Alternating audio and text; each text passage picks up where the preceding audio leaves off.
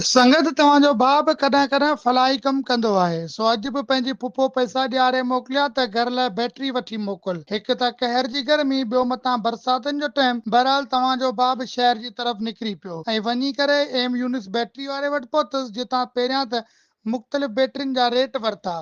ॿियनि दुकाननि जे हिसाब सां को ख़ासि फ़र्क़ु कोन लॻो।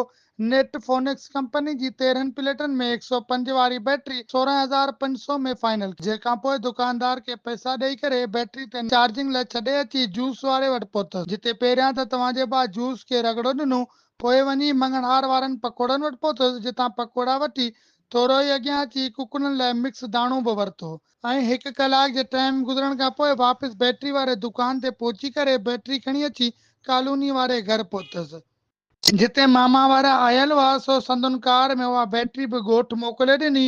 ॻोठ वारे पंध बचण खां पोइ तव्हांजे भाउ खे ॾाढी ख़ुशी थी।